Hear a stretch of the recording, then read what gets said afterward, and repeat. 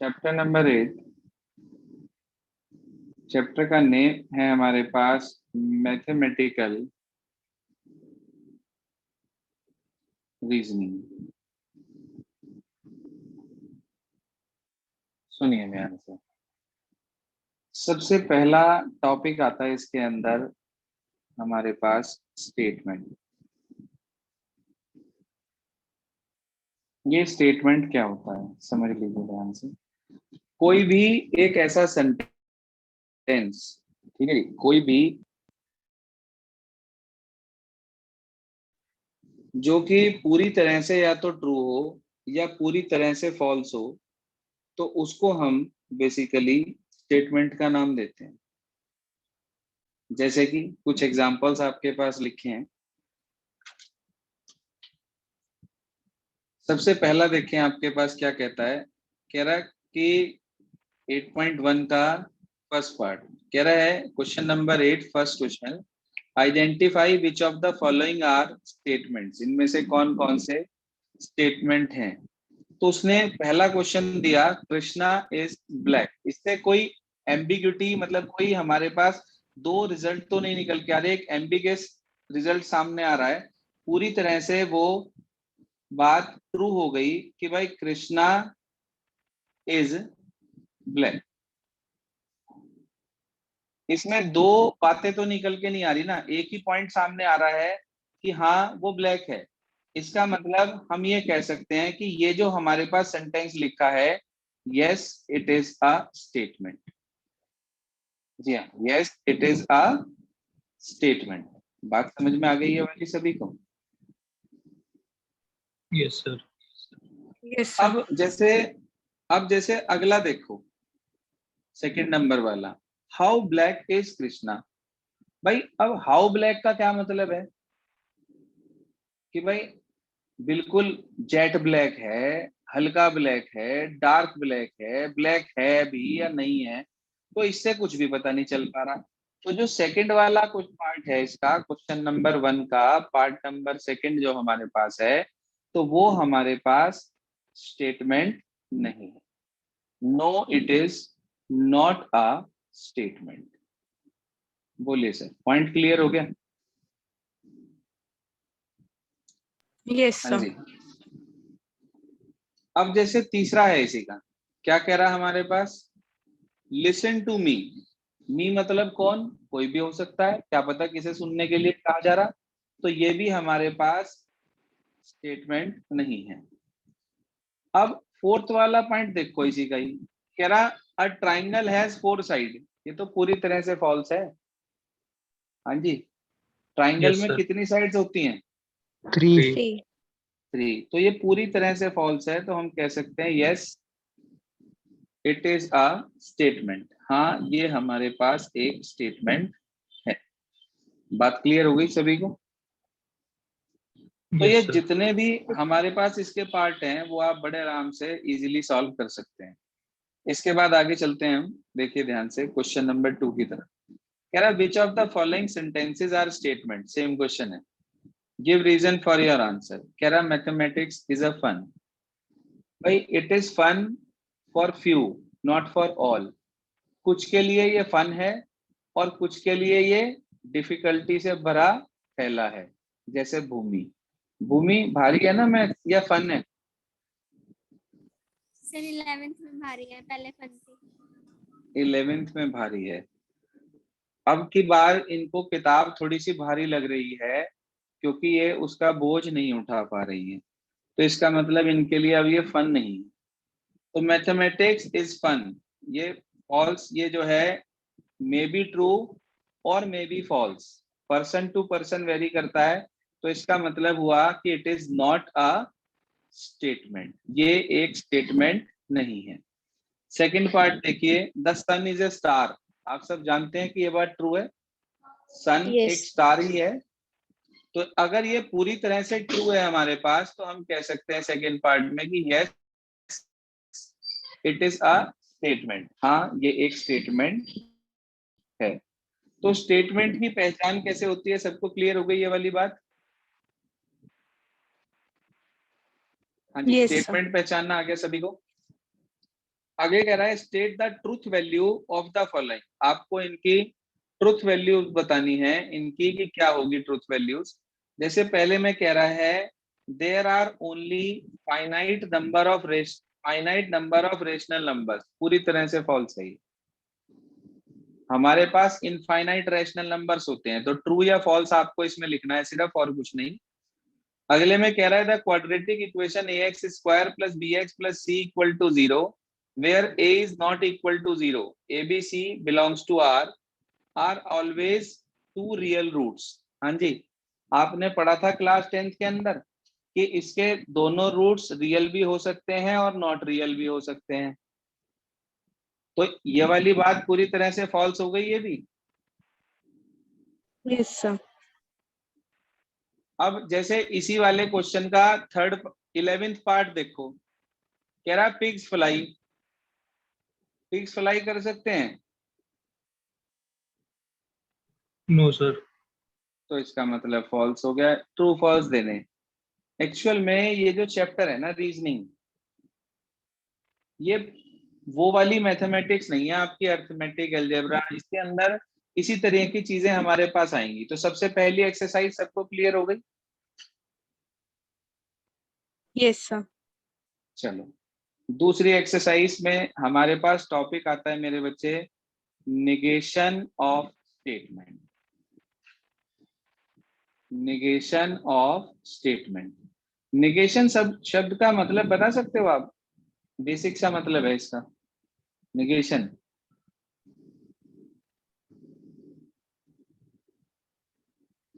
हाँ जी, किसी भी स्टेटमेंट के उल्टा बोलना, उसके स्टेटमेंट को जो भी वो कह रहा है उस बात का डिनायल करना, तो वो नेगेशन कहलाता है। मान लीजिए पी आपके पास एक स्टेटमेंट है, ठीक है जी, तो उसका जो नेगेशन होगा वो इस तरीके से रिप्रेजेंट किया जाता है, इस तरह से सिंबल लगा दिया जाता है, तो ये कहलाता है नेगेशन ऑफ पी।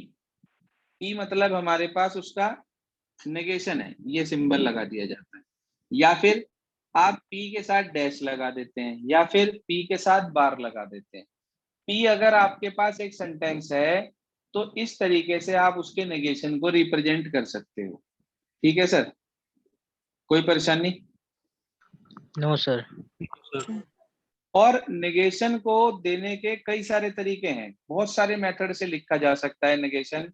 जैसे आपसे कहा गया कि Delhi is a capital of, किसकी कैपिटल है भाई Delhi? India. India. Delhi is a capital of India. ठीक है जी, ये बात लिख ली हमने। अब हमें अगर इसका डिनाइल देना है तो Delhi is not a capital of India. It is not true that Delhi is a capital of India. कई सारे तरीके से आप उसको रिप्रेजेंट कर सकते हैं। ये तो हुआ हमारे पास एक सेंटेंस, और उसका जो नेगेशन है तो वो आप नेगेशन कई तरीके से लिख सकते हैं कि Delhi is not a capital of India, capital of India, Delhi is not a capital of India. कुछ भी मेथड से आप उसको रिप्रेजेंट कर सकते हैं। जैसे आपकी बुक में एक एग्जांपल दिया है पेज नंबर 219 पर, कह रहा है राजा इज हैप्पी। अब उसके नेगेशन में देखो कितने सारे दे दिए इसने। Raja is not happy, Raja is unhappy, Raja is sad. It is false that Raja is happy. It is not true that Raja is happy. It is not the case that Raja is happy. इसी तरह से इसमें भी लगा सकते हैं आप सेम टू सेम कि Delhi is not capital of India. It is false that Delhi is capital of India. It is not true that Delhi is capital of India. It is not the case that Delhi is capital of India. बोलिए sir, negation का system समझ में आया आपको? Yes, sir. Yes sir. अब जैसे आप एक इलस्ट्रेशन दिया है पेज नंबर 220 पर, ध्यान से समझो। बहुत आसान चैप्टर है, बहुत आसान, बिल्कुल साधारण सा। एक इसमें छोटा सा टॉपिक हमारे पास थोड़ा सा कॉम्प्लिकेटेड भले ही है, जिसके अंदर ब्लड रिलेशन के बारे में पढ़ते हैं हम। देखिए ध्यान से, एग्जाम्पल दिया है 220 पेज पर। एग्जाम्पल नंबर 1 220 पेज है मेरी बुक में, आपकी बुक में हो सकता है चेंज हो, क्योंकि बुक में नंबर्स पे फर्क आ गया है थोड़ा सा। एक्सरसाइज 8.2 से पहले है, write the negation of following statement, also check whether the resulting statement is true और फॉल्स। रिजल्टिंग स्टेटमेंट ट्रू है या फॉल्स है, ये बात हमें चेक करनी है। पहला पार्ट आपको दे दिया √7 इज रैशनल। हाँ जी, पहले पार्ट में सेंटेंस आपको दे दिया √7 is rational.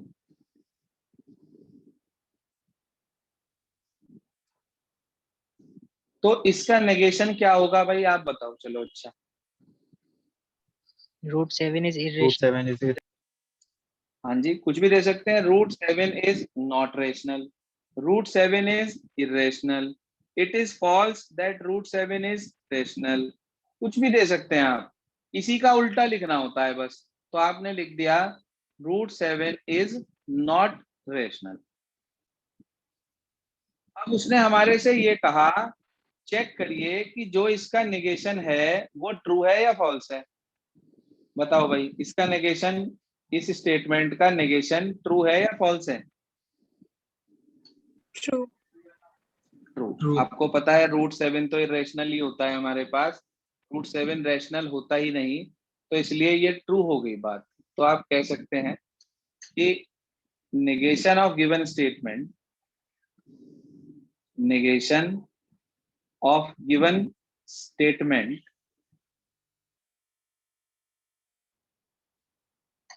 Is true. Clear ना। Yes, sir. अब देखो एक्सरसाइज 8.2 पहला question, write the negation of following statements. You all are able to write the negation of the statements now. Yes, sir. Question number 2 में कह रहा है are the following pairs of statements negation of each other. We don't know about that. First of all we have to check. पहले में कह रहा है the number x is not a rational number. दूसरे में कह रहा है number x is not an irrational number. पहले में कह रहा है वो rational नहीं है, दूसरे में कह रहा है वो irrational नहीं है। हाँ जी, तो आप बताइए क्या क्वेश्चन नंबर 2 में फर्स्ट पार्ट के अंदर ये एक दूसरे के नेगेशन है। सेंस समझो, पहले में कहा रैशनल नहीं है यानी कि इरेशनल है, दूसरे में कहा इरेशनल नहीं है यानी कि रैशनल है, तो एक दूसरे का नेगेशन हो गए। Yes, sir. तो क्वेश्चन नंबर 2 के फर्स्ट पार्ट में आ गया yes, they are negation of each other. अगले में कहा उसने आपसे number x is not a rational, दूसरे में कह रहा है number x is an irrational. तो दोनों एक ही तो बात होगी है, ये एक दूसरे के नेगेशन थोड़ी ना है भाई। पहले पार्ट में कह रहा है रैशनल नहीं है तो इरेशनल हो गया, और दूसरे में भी कह रहा है कि इरेशनल ही है, तो इसका मतलब ये एक दूसरे के नेगेशन नहीं है, ये तो सेम स्टेटमेंट है। तो इसलिए क्या लिखेंगे आप, no, no they are not negation of each other. Is this clear now. Yes, sir. Yes, sir. तो ये आपके पास खत्म हो गई 8.2 एक्सरसाइज। आगे चलते हैं इसके बाद 8.3 की तरफ, जिसमें हमें नीड है कंपाउंड स्टेटमेंट की। हमारे पास टॉपिक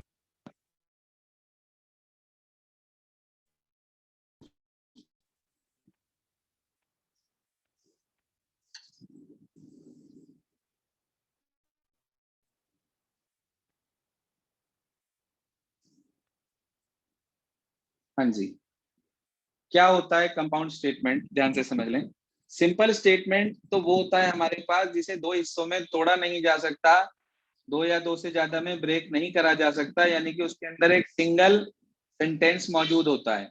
जबकि कंपाउंड स्टेटमेंट क्या होता है हमारे पास, दो या दो से ज्यादा सेंटेंस से मिलकर बने हुए स्टेटमेंट को हम कंपाउंड स्टेटमेंट का नाम देते हैं।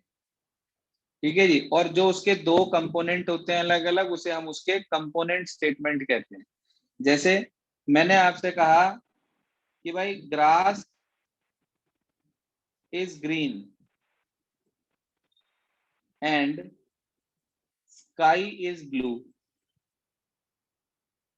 grass is green and sky is blue।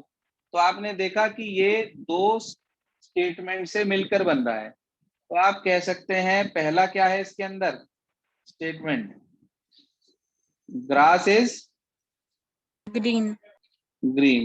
क्या है? हाँ जी, दूसरा क्या है? स्काई इज ब्लू, ये दूसरा है हमारे पास। तो ये दोनों कहलाते हैं कंपोनेंट स्टेटमेंट। और इनके अंदर कनेक्टिंग वर्ड क्या लगा है, कनेक्टर क्या यूज हुआ है इसके अंदर? and, and. ठीक है जी, इसको हम बोलते हैं कनेक्टिंग वर्ड। ये हमारे पास इसका कनेक्टिंग वर्ड है। तो कंपोनेंट स्टेटमेंट का आपको पता चल गया और कनेक्टिंग वर्ड का आपको पता चल गया। अब इसका एग्जाम्पल समझो ध्यान से। आपकी बुक में दे रखा है एग्जाम्पल नंबर 1 है, कह रहा है find the component statement of the following compound statement. जी हाँ, कोई भी हो आपकी बुक में उससे कोई मतलब नहीं है, अगर चेंज भी है बाई चांस देख लीजिए। लिखा है पहला part, 0 is a positive number और अ नेगेटिव नंबर। जी हाँ,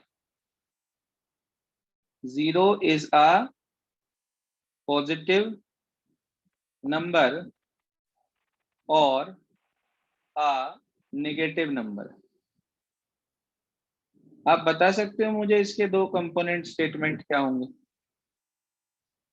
0 is a positive number, 0 is a negative number, शाबाश। और इसका कनेक्टिंग वर्ड क्या है? और और। बात समझ में आ? yes sir, इसमें हो सकता है नो ट्रू हो जाए, कोई एक ट्रू हो जाए। और दीजिए, कह रहा all prime numbers are either even और odd. All prime numbers are either even और ऑड, ये कहा हमें उसने। ध्यान दीजिए। तो इसको दो हिस्सों में तोड़ दीजिए आप, क्या क्या आएगा बताइए। हाँ जी, all prime numbers are even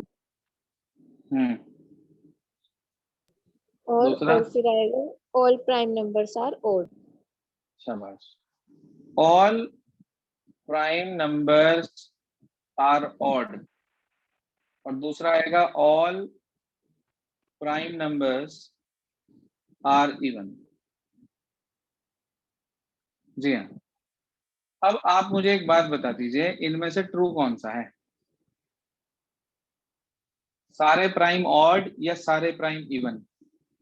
odd, sir कैसे, टू तो ऑड नहीं होता। सर सर दोनों ही दोनों गलत है। ये दोनों ही स्टेट सेंटेंस जो स्टेटमेंट है हमारे पास, ये दोनों ही फॉल्स है। ना तो सारे ऑड होते ना सारे इवन होते। इसका मतलब ये दोनों ही फॉल्स हो गए यहाँ पर। समझ आ गई बात? yes sir, अब देखो 8.3 एक्सरसाइज क्या कह रहा है। 8.3 में उसने हमें क्या दिया, समझिए ध्यान से। कह रहा है find the component statement of the following compound statement, mention clearly mention the connecting word. और कनेक्टिंग वर्ड लिखना है। पहला पार्ट है पहले का, Jack and Jill went up the hill. बोलिए जी, दो हिस्सों में तोड़िए। Jack went up the hill और Jill went up the hill, शाबाश। कनेक्टिंग वर्ड बताइए। and and and. सब बच्चे कर सकते हैं। yes sir, इसके बाद आ जाइए क्वेश्चन नंबर 2 पर। कह रहा है find the component statement of the following compound statement and check whether they are true और फॉल्स। चेक करना है कि वो ट्रू है या फॉल्स। पहला पार्ट दिया ऑल इंटीजर्स आर पॉजिटिव और नेगेटिव। जी हाँ, दो हिस्सों में तोड़िए। All integers are positive, all integers are negative. शाबाश। कनेक्टिंग वर्ड और और और। आप ये बताइए कौन सा ट्रू है, ऑल इंटीजर्स आर पॉजिटिव या all integers are negative? Sir दोनों ट्रू हैं। दोनों फॉल्स हैं। Yes, sir. हाँ, False है दोनों. false। सारे पॉजिटिव नहीं होते, सारे नेगेटिव नहीं होते, इसलिए दोनों फॉल्स हैं। सिस्टम समझ में आ गया काम करने का?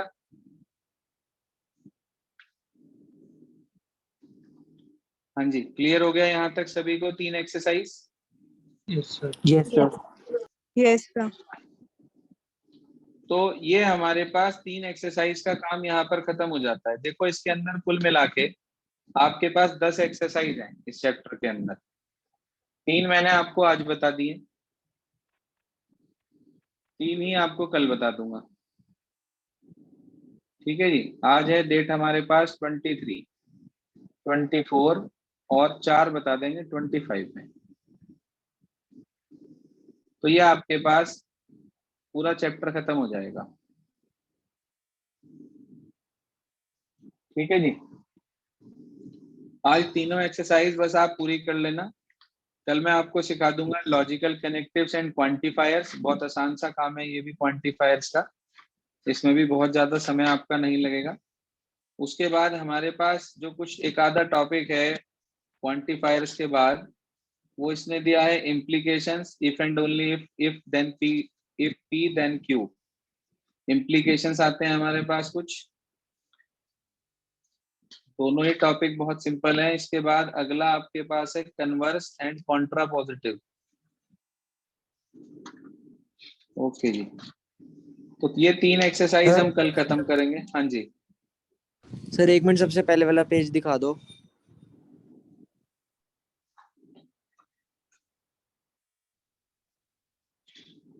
लीजिए सर।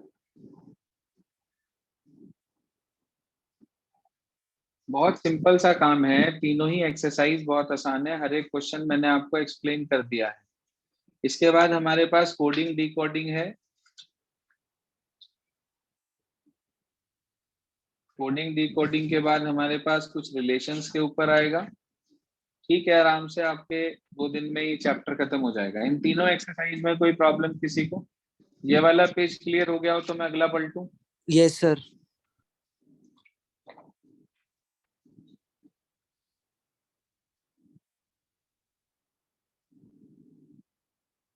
तीनों एक्सरसाइज क्लियर हो गई सभी को? Yes sir. 3 एक्सरसाइज तक का आप ये वर्क कर लीजिएगा, उसके बाद हम आगे अगली 3 एक्सरसाइज कल फिनिश कर देंगे आपकी। टाइम कल का 2 बजे का रहेगा। किसी वजह से अगर कोई काम मुझे इमरजेंसी पड़ जाता है तो पॉसिबिलिटी है कि शाम में लेना पड़ जाए।